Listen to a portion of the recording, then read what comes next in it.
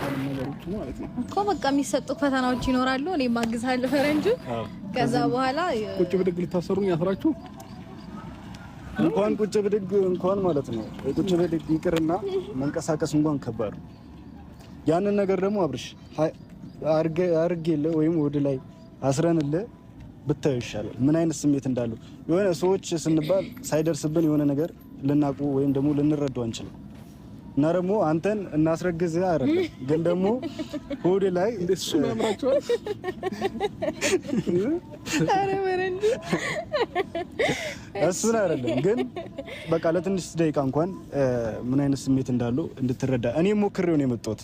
እኔም ስለሞከርኩት ነው አንተም እንድትሞክረው እያረኩኝ ያሉት እሺ ችግር የለውም ግን በምረም ታፈልኝ ያው ከጀርባ እዚህ ጋር ፔስታር አለ ወገብ ላይ ሙሉን ተቀልለዋለን እንትኑና ሐባቡን ካረግነው በኋላ ማለት ነው